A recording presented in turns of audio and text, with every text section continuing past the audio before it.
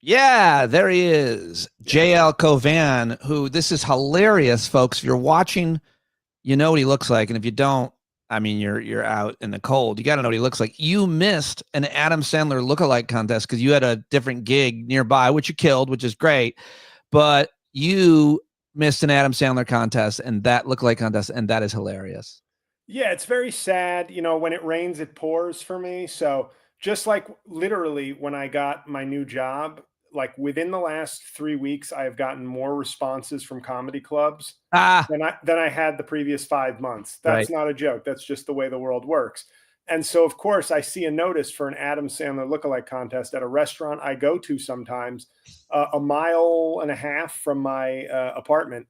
But it was at the exact same time that I had a show in Newark, and I would have won because even if somebody looked more like Adam Sandler than me, I would just simply start impersonating Adam Sandler, and then it would be over. That would be the tiebreaker. Did you see who won?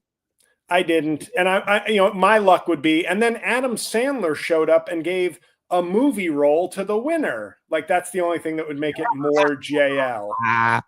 So I got a lot of things I want to talk to you about here on Sunday night for the Monday podcast. But if you're watching live, thank you for checking in with us. And JL has been doing some great podcasting over at Rain on Your Parade and making podcasts great again. And I'm loving what you're doing. You're back with your producer, Mike, which I think you guys have great chemistry.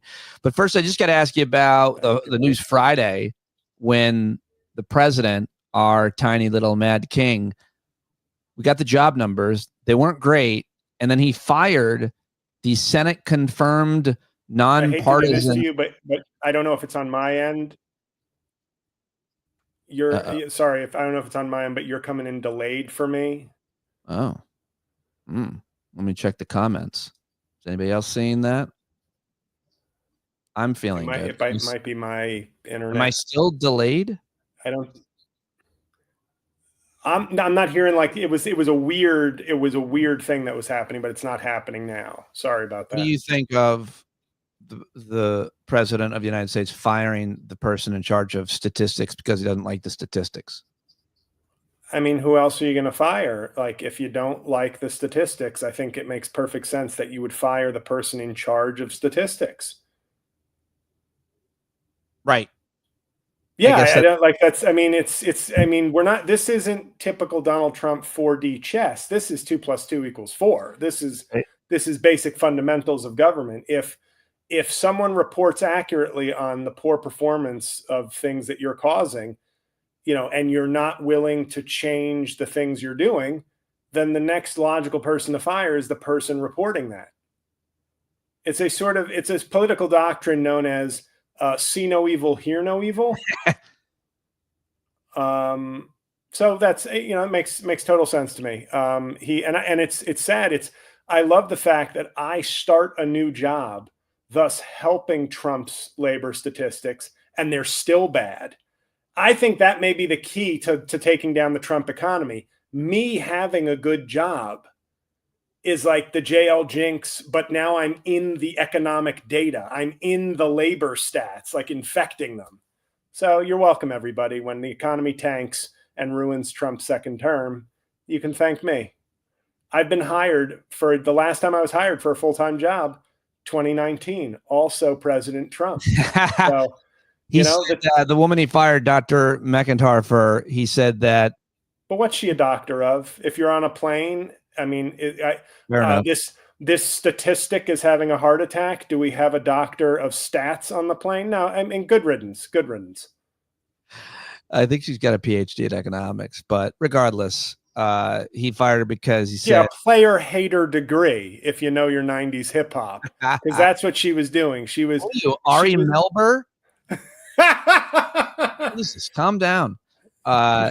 He said that she rigged the statistics to hurt him politically, but you can't. Right. You just can't do that. And then he called her assistant, who's black, a rigger because he was rigging the statistics. What? I mean, that's, unless I misheard Trump. No, I'm willing to give him the benefit of the doubt. And yeah, I hope there wasn't a glitch there that made me sound like I said something else. I mean, I feel like this is just, I want to belabor it for one more moment because it feels like a pretty big moment. Sure. Because these statistics matter a lot for every business in the country. They matter for the Fed. They matter for so many important reasons. And to have them be falsified, there's precedent for this in other countries like Greece and China and Argentina. And bad things happen when you fake the numbers, when you actually, or you misreport them or over or underreport on purpose. And it would seem that this could do a good amount of damage to the credibility, I mean, of this agency and obviously to America in general, from the standpoint of like hiring, like the companies and anybody else and anybody in the finance industry. Like everybody always talks about the stock market is the measure of the economy, which is stupid. It's not. This is the probably most accurate measure, I think. Jobs. Do people have them?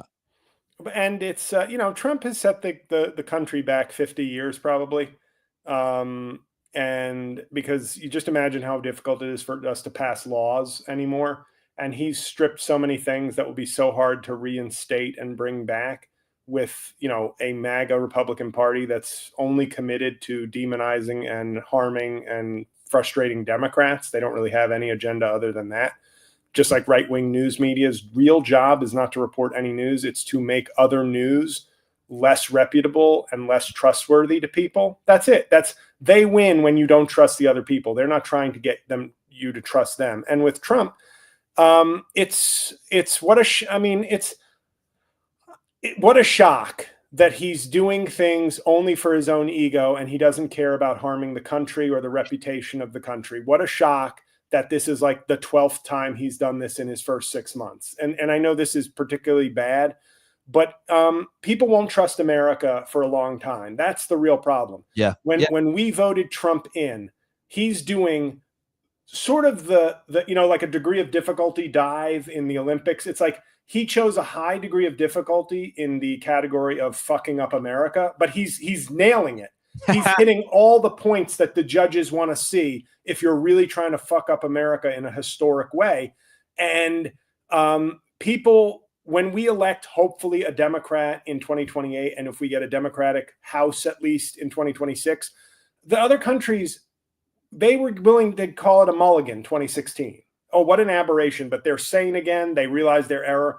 Right. By re-electing Trump, fool me once, shame on you. Fool me twice, shame on me. That is what this is. And so the damage is going to be so long lasting. So yes, statistics and labor, this is a kind of thing that would be bad under Trump. This is a bad thing under him. But the damage is so much greater every day and for the next 10 to 20 to 30 years for this country and the world. And the other economic issue, speaking of credibility, of course, is the trade war that he started with every country in the world, which is just insane. I heard this analyst talking about trade. I find Brazil to be obviously the most gross of all of it by a mile. Yeah. Like it's like my franchisee Jair Bolsonaro. You're messing with my franchisee in Brazil. Right. And therefore, the former president of Brazil is being prosecuted, and by the Trump of the tropics, they said. So that was enough for Trump to say, "How dare you?" Just because he tried to do exactly what I did, and Brazil didn't let him get away with it, I'm going to tariff. It's disgusting. So that's one tariff, and it's really disgusting, and everybody loses. People in Brazil and people in America, everybody loses because he's such a psycho. And this is what we talk about when we're living inside his psychopathy. It's every day it affects us. So the rest of these tariffs, isn't that Christopher Nolan's movie studio? Yes. Okay. I know you don't know, but when you watch a Christopher Nolan movie next, watch the opening credits and you'll get my joke. I love when I have to get your jokes later. Most crowds do. They all wonder why I wasn't successful. And it's like, because you got to get the jokes and buy the tickets when I'm in your city and not 3 weeks later. So 2 days ago, the Dow sank 500 points. Global stocks dropped as he unveiled these new tariffs. And negotiating a trade agreement sometimes takes more than a year, sometimes years. He's trying to negotiate like 100 of them. He's failing miserably. In my understanding, a lot of like the Scott Jennings of the world and other right-wing Republicans, and even Bill Maher, I heard, was saying, I was wrong about these tariffs. Okay. And they're forgetting the fact that Trump started a trade war. The world went nuts. 3 days later, his people went nuts. 3 days later, he stopped it. He pulled back and gave everybody extension. Well, we're now there. But people are so dumb, or just obfuscating the point, to say that, well, we haven't seen what was predicted. Well, yeah, because he caved, he tacoed. But now we're back here. And I think it's inevitable that we're going to start seeing prices go up unless he keeps caving. And I don't think that's going to work. So this is happening. We're seeing a slowdown in the job market. And now things are going to cost a lot more money. No prices of anything are going down. As promised, that was supposed to be the issue. What do you predict happens here? What are your thoughts? Well, Pete, as an American, I think it's incumbent upon me to say, well, I have a job and I'm doing well, so right. Therefore I think he's doing a good job. Yeah, but but those people, even shit's gonna cost more expensive as a result of the trade war. So yeah, you might have a job and doing well, but I have stocked up on powdered milk, so I'm ready for the pending shortages. Why do you have powdered milk as a? I feel like that's the saddest thing I could say that I've actually experienced. I've experienced powdered milk in my life. Oh, wow. Why? I don't know. I think my mom and dad weren't doing too great when I came into the world. Oh. So you realize as a kid, you look back and you go, oh, we did good. We were fine, but there may be a little struggles here and there. I think it was even worse before I was born, according to my brother. But, anyway, that's a downer. What were we talking about again? Oh, the failure of the American economy. Tariffs. Tariffs. And how the world sees us and how we. Well, my joke was we need to start pronouncing them tariffs, and then Trump will run away from them as fast as possible. Is that a Middle Eastern person? Get them out. We don't want any more tariffs. I think I stand by, unfortunately, my first opinion when Trump got reelected. And I know this is very callous, but in the grand scheme of redeeming America, and not in the way that the current, Confederacy might view the redemption of America from the 1800s. But I think the pain has to come. I'm sorry, like, I really hate saying that, like I'm some like above it and won't be impacted. And hey, you know what? You've got to feel the pain. We will only learn. I mean, that's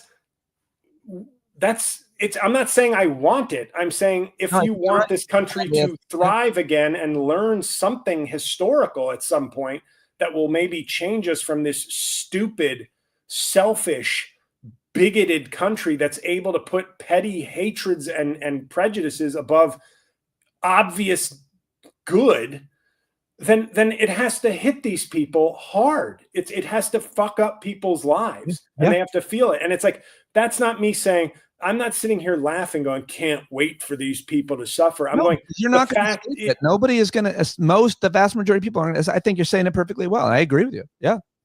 And unfortunately, I thought about this the other day, that in my life, like in my voting eligible lifetime, since 2000, so 25 years, I've been able to vote in presidential elections. The Republicans have given us George W. Bush and Donald Trump. Yeah. That's it. That's what they've given us. Like, this is like, when people look at those two. Look at the other nominees that they gave us, John McCain and Mitt Romney, that didn't win, but yeah. Right. And Obama. The Democrats offered us Al Gore, Barack Obama, Hillary Clinton, Joe Biden. Like, it's so night and day in terms of what one party expects and demands of their, whether you like Hillary Clinton or not. Very, very stupid people might say she's not eminently smart and qualified and experienced. Clowns are who the Republicans elect. Reality TV versions of presidents, whether it's the fake cowboy or the fake real estate mogul. And even in my lifetime, George H.W. Bush is the only guy, ironically, the only one not to get a second term. He's the only one, if you look at their record and body of work and the way they carried themselves, he's the class of that group by a mile when you're talking Reagan, Trump, and his son. It's not even close, and he's the only one who didn't get a second term. There's something about legacy, being a legacy, inheriting your wealth, and going to the best schools. And so George H.W. Bush's dad, Prescott, was the guy who made the money. Yeah. George H.W. Bush, though, capitalized on all of it. He went to the best schools. He fought in World War II. He was a smart guy. But then the third generation of inherited wealth, that guy doesn't really have to work nearly as hard. George W. Bush. We call that the Don Jr. generation. Right. Exactly. So let me ask you about Epstein. You did an episode where you talked a lot about it, but it was like 2 weeks ago, and a lot has changed. I mean, it's hard to keep track of, but new information keeps trickling out, and you're not sure what is accurate or real. You know, when you get authors like Richard Wolff, and this other guy apparently just came out with a new book where he says Trump and Prince Andrew talked pussy. That's the word. A lot, apparently. And Trump himself now has given more information, which is insane. But the information that he gave and the headline basically was... But I think in England, they call it a lift. Oh, is that right? Yeah. So anyway, Trump said that Jeffrey Epstein stole her. He stole her in reference to a young woman who was working at Mar-a-Lago at the time, Virginia Giuffre, who just recently killed herself, of course. What do you make of how much has come out just over the past week to 10 days and where we are? This is not going away because this is a right-wing fueled issue, unlike all the other things that we try to keep in the news about him, like the insurrection. This, I feel like, isn't going away. He keeps helping it in a way. Yeah, I mean, he is. And new information coming out, where like it's leaking out. I do love the fact that Republicans definitely don't care about women who are adults who get sexually assaulted. And I'm sorry to laugh, but it is funny. It is darkly funny that it's like all these women are just liars trying to get a paycheck. But in the sort of dark fantasy of fighting sexual abuse and sex trafficking and child sex trafficking in this world that, you know, every MAGA person is Liam Neeson from Taken. That's, I think, what they kind of want their lives to be. And they, you know, good. I don't really have a big thought on it. I mean, I think he's a creep. I think he's an arrogant sexual predator. You know, like everybody will. I see this tweet from time to time where it'll show Donald Trump mocking, I think it's Serge Kovaleski, the journalist with the hand issue, who I believe I may have met once because he was a colleague of my brother's. Hand issue? You remember when Trump said, mocking the journalist who wrote about him, if you're not looking at me, but he did the sort of palsy with the hand. Yeah. And people said, how did we elect him after that? And I still maintain for a Republican Party and its fringe that are so obsessed with pedophiles. And it's so weird. They put you in this position of like, oh, you don't care about pedophiles? I'm like, well, I don't think about them.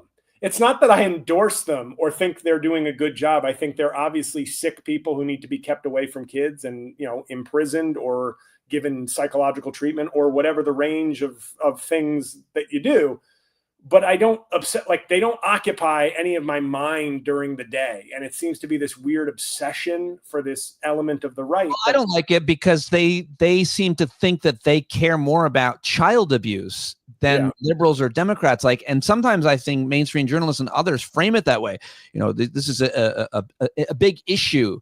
Pedophilia and sexual abuse is a huge issue on the right. No, it's no more of an issue than it is on the left. But if we talked about this, I think at our last hangout, a lot of listeners are there. The right is always obsessed with all things sexual and sexuality. And they're far more likely to be the abusers. I think it's fair to say, especially if they're, you know, posing as religious people or they are religious people. But nobody talks about how Ted Cruz and Lindsey Graham are running a bestiality ring. And as a pet owner, I think that's something, you know, I'm not equating pets and children, but I think it's worth looking into that half of the GOP is involved deeply in an international bestiality ring. I did not know that. I've not seen any reporting to that. Yeah, they don't want you to see it, Pete. They don't want you to see it. Because imagine what would happen to this country if you found out one political party was basically having monthly bestiality fests. I heard, I did hear a rumor about that when they were having these bestiality fests, that Lindsey Graham was really upset that there were no human men there. Yeah, I mean, he's like the vegan of the bestiality fests. You know, he's like, is there a vegetarian pizza or a man here? No, just dogs and gerbils. Great. Is this Hey, everybody. Hello. Can somebody, I mean, some of us like men.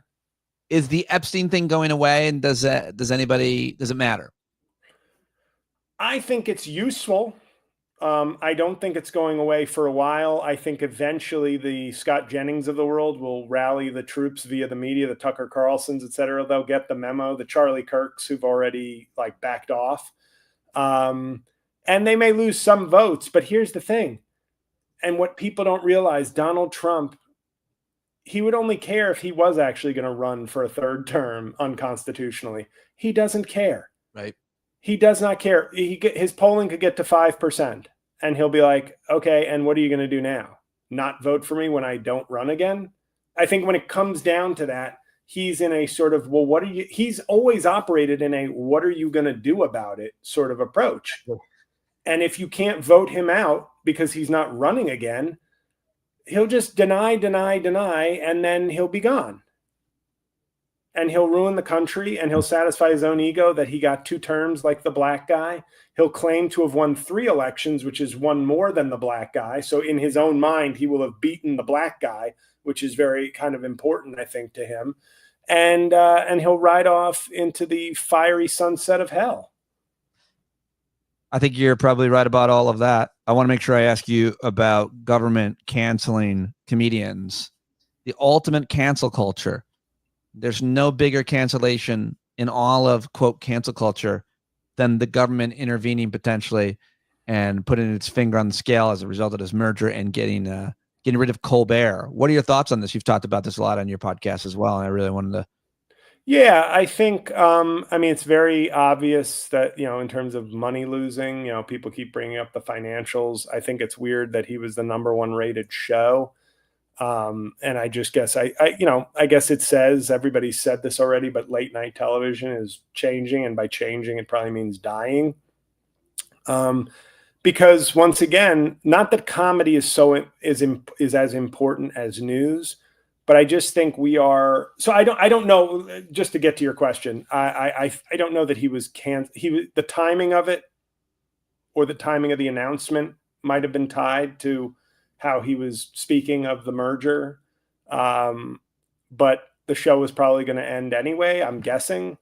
I sort of, beyond the horrible sort of, you know, pressure on news organizations and the settlement with CBS, I think all that was absolutely fucking disgusting.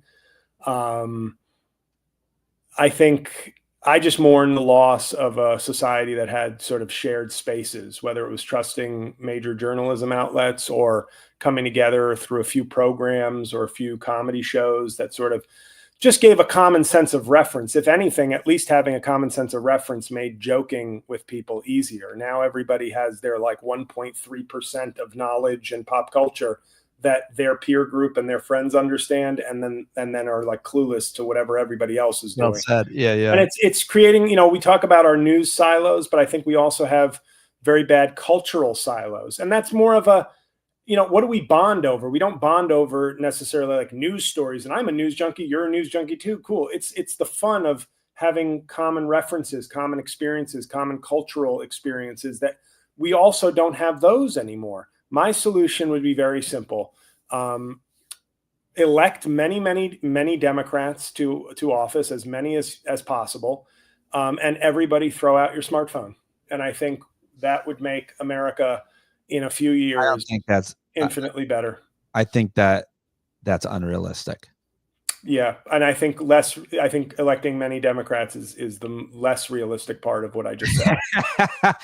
Want to ask you about some pop culture stories that I was asked about instead of you on CNN, and you'd be way better to answer these. And sometimes I reach out to you to help me with them.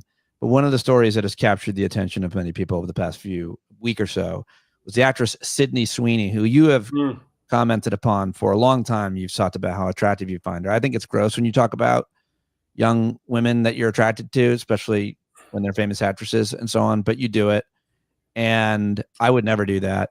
I mean, 27, is it? Yeah.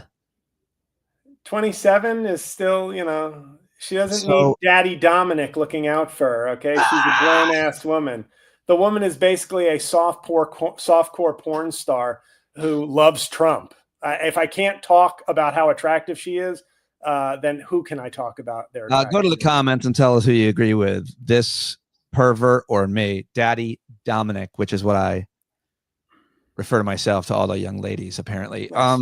So she did an ad for jeans, for American Eagle jeans, and they captioned it like, oh, she's got good jeans. And a lot of people went crazy because she's a blonde hair, blue-eyed woman and eugenics. And there's a history there that I think it's a fair conclusion for people to draw. I think that if they didn't want people to draw that conclusion, they would have several of those ads they would release with a lot of different ethnic folks, different colors, LGBT folks. Everybody wears jeans, but clearly they wanted us to talk about it.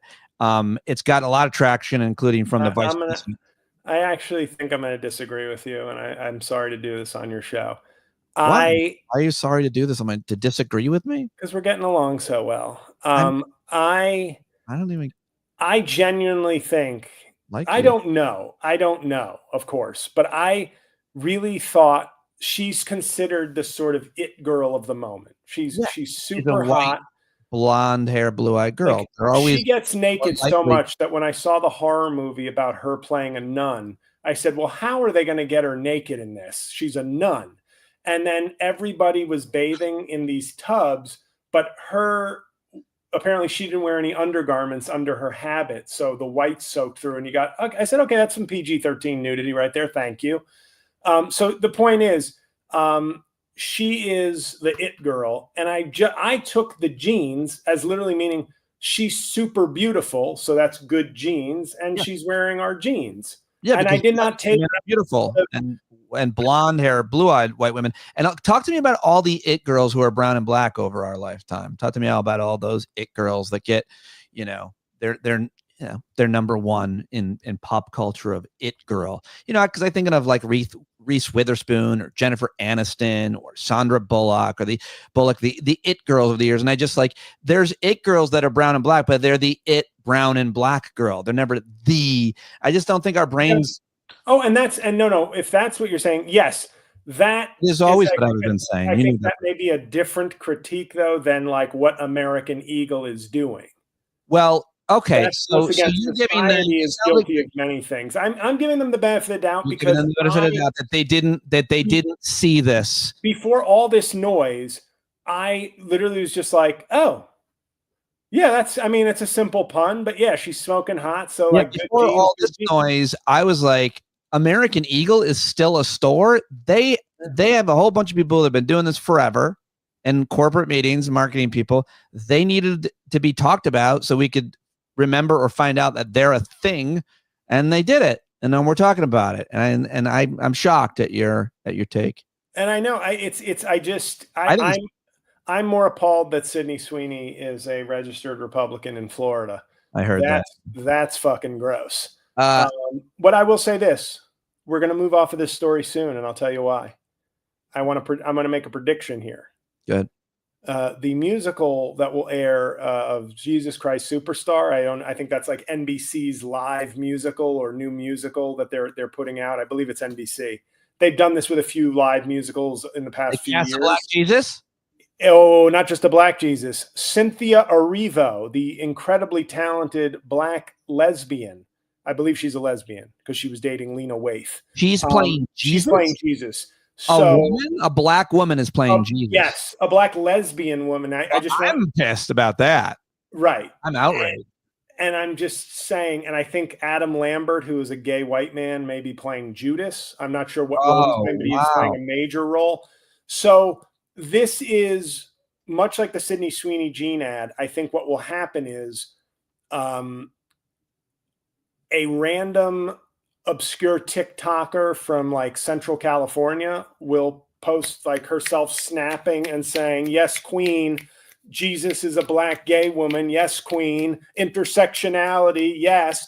And it will get, 90 likes on TikTok, but one right winger will see it. And it will become the lead story on every Fox show. Yeah. And it will become Christianity under attack. This is what the left thinks of Christianity. This is what they want to do to your faith, to your art. This is DEI coming for your Bible. Despite the fact that Cynthia Erivo is an incredible singer. Like when I watched Wicked, I love Wicked. I didn't know I was going to love Wicked. Her voice is so like clean and pure. And I don't want to sound like Barack Obama being described by Joe Biden in 2008, but it's such a crystal clear, crisp, beautiful, powerful voice. That's like, I'll go listen to that. I could care less about the musical. I'll go listen to her sing and do her thing. But that is your next culture. And I think it could be it won't be as big as Sydney Sweeney because they want to keep talking about Sydney Sweeney because they like Sydney Sweeney and want to think about her and look at her. But the Cynthia Erivo thing, I guarantee, is going to be a big pop culture. Oh yeah, no. Your prediction is I had no idea about this, and I think we'll see. When will we know? It's August 3rd that it's the Hollywood Bowl. I mean, they've been performing it, I guess, for a while. Oh, that's right now. Is that today? Yeah, that is today. The other thing, over, Sydney Sweeney. There's a bigger issue. Well, the thing about the gay person in a theater show, nobody's ever heard of that before. The thing about the Sydney Sweeney story is that's worth mentioning, I think, and was asked to comment about this, was that J.D. Vance made a big deal of it, and basically his criticism was like, all those people who say this is racist or eugenics or whatever, these Democrats, this is why they lost. And this is making them look bad. And it was, as I said on TV, it's like no Democrat is talking about this story. No elected, Democrat, Democrat on the campaign trail. People are being asked about it on panels. It is a social media driven thing. But this is the problem. This is what happened with, and I like JB Pritzker's approach to trans issues, which is like, we got to defend those people and be proud about it. Mm-hmm. But instead of the sort of hiding away and trying to pretend like they don't exist, but I think this is the same thing as Trump and Republicans going, the Democrats, all they are is obsessed with trans people. They never talk about anything else. And it's like, no, Republicans never stop telling you that's all they talk about. And you never listen to a Democrat or watch a left-leaning or centrist news show. So you never actually hear, you're getting all your information about Democrats secondhand. That's what's so odd about this. And the Sydney Sweeney story, whatever you think of the ad campaign, I was like, all I heard was from right-leaning people in terms of media coverage and accounts and things like that. It was them and then saying the left. Right. This is what the left is about. And it's like, how do you get the real question is, how do you counteract an ecosystem where people want to hate the left and don't want to ever listen to them and just want to hear bad things about them secondhand and take them as gospel truth? Right. They don't like it's absurd. How do you? I mean, it's a very hard thing to try to strategize, to react to, and deal with when it gets out in the zeitgeist. Yeah, and it's the city. Do I agree with the sort of trio of TikTok clips I saw on Fox playing about this? No, I don't agree with them. I don't think this is some eugenics campaign. That's just my opinion. But I definitely know they have not one video clip or quote from anybody of any significance, even as an influencer, even somebody with like 500,000 followers, forget politically or culturally, just somebody with a big audience. I have yet to see somebody even quoting somebody where it's like, some Theo Vaughn of the left kind of complaining about this, let alone somebody of like stature or importance. So it's But this is why I think the solution, of course, has to be, if just like I want Democrats to vote for Mamdani in New York, because I stand behind what I say both ways. If a centrist Democrat wins your primary wherever you are, fucking vote for them.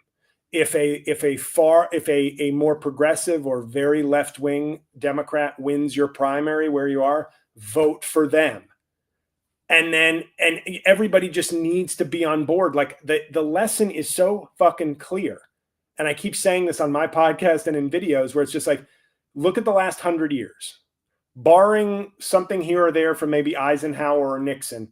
Every good thing in your fucking life that the government provides was the result of a Democratic president and a large Democratic majority in Congress. No doubt. That's the formula. And if you're a progressive and you hate the centrists, you can't be mad at Democrats when they have a 51-49 majority in the Senate and claim they're not doing everything you want. 60, and that may not be possible, but fucking 60 is the goal, and the House is the goal, and there is, the formula is there, and it's being rigged so that we can't achieve that formula. What's going on in Texas is disgusting, Yep. And Democrats just abandon the state to prevent them from gerrymandering districts. It's yep. all hands on deck. It's bring more attention to what they're doing. It's a confusing issue for people to understand, but they're gerrymandering districts in the most racist way in Texas, and most Americans have no idea, probably even most Texans. And so Democrats fleeing the state this way, I think, will bring a lot of attention to it. Put Jasmine Crockett on the map years ago, and she was one of the Democrats who fled to prevent the anti-abortion law from passing. Yeah, the solution is clear, and I think the only thing that can happen, I don't know how to make people more engaged and care more about their government, but Donald Trump is secretly, or not so secretly, the best weapon the Democrats have. Yeah, he always has been in many ways. And the pain will be real, and it will potentially be very bad. But that's it. Like, you didn't want to believe Democrats, Kamala Harris, Joe Biden, whoever, you didn't want to believe, and the facts were so obvious and it was so predictable what he was going to do. And the only way to get through is to and I love it when people say Democrats' approval ratings are even worse now. And that goes back to my joke about Democrats being America's single mom. And the deadbeat dad gets to show up and take the kids to a ball game every 4 years. And they go, yeah, dad rocks. He lets me curse. And it's, it's perfect. Yeah. I'm sorry. I get very flustered because I don't know what the solution is. Yeah, no, I don't either. I'm not sure. If you don't want to know what's going on, and then you don't want to believe what's going on, what's the solution? And that's why I keep saying the solution, in my opinion, is not Gavin Newsom doing performative bipartisanship by meeting with like Steve Bannon and Charlie Kirk. I know why he did that. It's a cynical move, but I think he knows there are people out there who will just feel happy that he did that. They'll think like the people who like Joe Manchin, even though he held up so many fucking things, are the people who like it when Gavin Newsom at least talks to a big person on the right. But the real solution is, hey, Bernie fans, AOC fans, Cuomo fans, Biden fans, every person who identifies left of center, fight it out and then get on board. That's the part that we're not, because we outnumber them. We have righteousness and data on our side. So until the MAGA right wakes up to the pain that Trump is going to inflict on them, they are not dependable partners. They are not a dependable open audience. We have the majority if people just fucking say, all right, man, Mamdani won in my city. Fuck it. I'll go with him. Let's see. If you're willing to take a risk, everybody always was willing to take a fucking risk on Trump. Sure, he rapes women and he's stupid and he tried to do treason, but I want to give him a chance because I just don't know about because the economy and Inflation is killing me, so I'm desperate here. Okay, Mamdani comes in and is like, I'm trying to get more grocery stores and affordable rent because people are fucking homeless and in shelters. If you thought the price of eggs was worth taking a chance on a bigot, then I think losing your home and being able to eat food is worth taking a chance on a young radical Democrat socialist. And we need to start talking in those terms where it's like, you can't just be, if they will only take a chance on their asshole, then we as a collective, left of center, anti-Trump, have to be willing to take a chance on anybody who stands for the Constitution and fighting MAGA. And I don't care if they're not your, if Andrew Cuomo won the primary, I'd be saying the same thing to my progressive friends. Like, what, you want Curtis Sliwa? You want New York to become a tool of Donald Trump? Don't do it. At least Cuomo won't do that. And now I'm trying to tell people, you're scared of Mamdani because the boogeyman stories they're telling you. No, don't fall for it. Give him a chance. If he fucks up, he fucks up. I'm not saying he won't, but give him a chance and have realistic expectations too. You know, that's a little bit too much to ask. The realistic expectations. No, I know that 3 weeks in, they'll be going, well, if somebody got stabbed on a subway, Mamdani, he's turning the city into 9/11 again. I got to ask you about how you're emotionally dealing with what your thoughts are, obviously, politically. I'm finding out Sydney Sweeney is a Republican. I'm devastated. On the starvation and violence in Gaza, I feel like, we're in a kind of a new phase here with this. It's pretty horrific what's going on. A lot more people seem to be paying attention. Something about starvation. Marjorie Taylor Greene accidentally said something Christian. Yeah. That's how far this has gone. She accidentally stumbled into saying something Christian without the nationalism. Yeah. She just said something about kids dying being terrible. That was amazing. I mean, what a moment. It was. Yeah. Although I do feel like it might have also. She also found out that Israel's Jewish. I think she was it also might have laser people. Yeah. The space. I've been defending the space laser people this whole time. I think I have said from the beginning, and this was my advice to Kamala Harris. She didn't pick up the phone when I called. Doug was probably jealous, and I know she was staying close to Biden. She didn't want to disrespect Biden, which is always one of those things where I go, people act like loyalty and respecting the foreign policy of your boss and the current president are like ridiculous fucking concepts. But I think what they should have done, and I wish Biden had done it because I know he hates that motherfucker Netanyahu. I was saying this for like the whole election season. Why not make a statement like, we stand with Israel because they are our friends and allies. We have a long, deep ties to Israel. I do not trust, and I saw Richie Torres made a statement kind of like this. He's said, a big Israel supporting pro-Israel, but he said, I don't think Israel and the U.S. are done, but I think Democrats and Netanyahu are done. It is irreparable. There's huge movement. They took a vote on it, and 12 more Senate Democrats voted than did the last time they voted for it. This Bernie Sanders, a Jew, proposed amendment. Yeah. So my is changing. It's crazy. Yes. But what I thought the way to approach this as a Democrat for election purposes was to separate as clearly and forcefully as possible Israel and Netanyahu's corruption and his violence and his bloodlust. I think, I'm sort of stunned in a way, and I guess I shouldn't be, but how like we've gone from getting lip service of a two-state solution from everybody to him being like, that will never happen. There will never be a two-state solution. Like he's just like, he's down with Smotrich and Ben-Gvir, these two psychopaths. Not good guys. Terrible people. Yeah. But good guitar players, though. Is that right? Yeah. No, I don't know. But I think I thought the way to play this morally was to separate completely. Say we no longer back the Netanyahu regime. We will support Israel. We want a sound, humane policy. We stood by you, you motherfucker. when you were attacked, and we've been giving you weapons and support and defending you in the UN. And it reminds me of Pedro Serrano in Major League. Here we go. Where he is striking out a lot, and it's the playoffs, and he needs to hit a home run, and he talks to his voodoo spirit, and he says, "Jobu, I stick up for you. I treat you good, but help me now. I say, fuck you, Jobu. I do it myself." And then he hits a home run.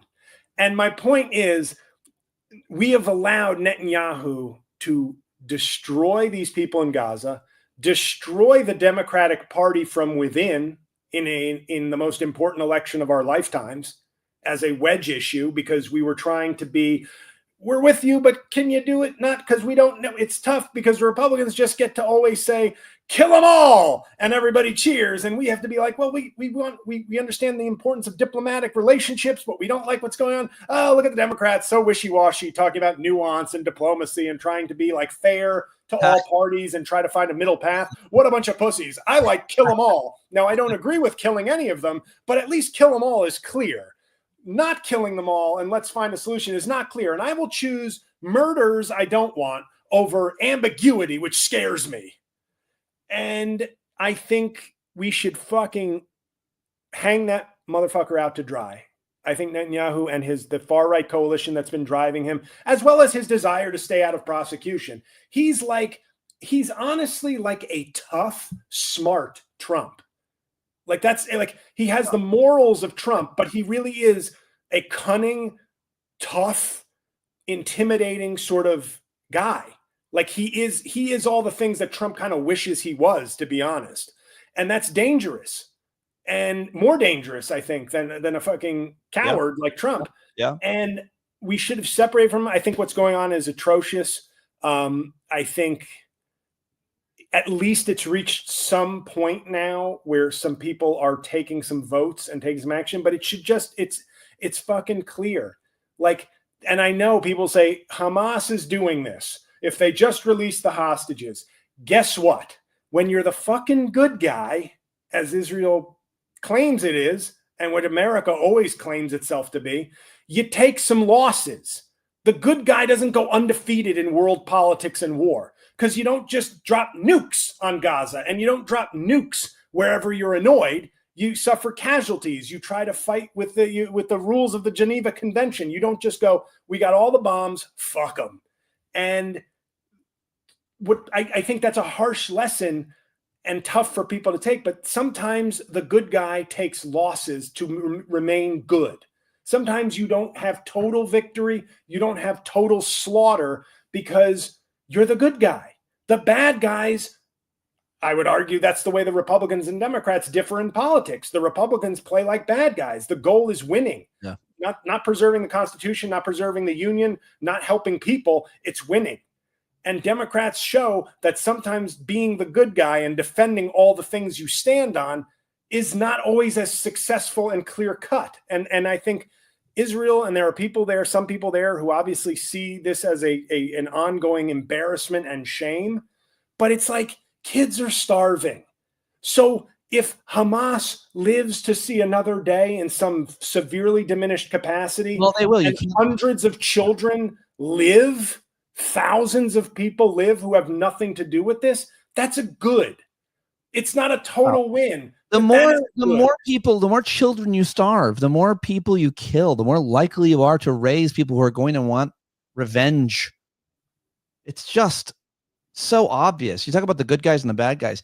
I always feel like you're almost always one of the bad guys if you end up resorting to violence, especially when it comes to international geopolitics. You know, it's like being a small guy and a comedian. I've always run my mouth and made fun of big guys, and eventually they might punch me because they can't keep up with me verbally, but that's never the way to solve the problem. Yes, I will. Wait, what was, you were speaking like in general. I'm sorry. In general, I was saying, now I'm scared of you. Like, you're going to pound me.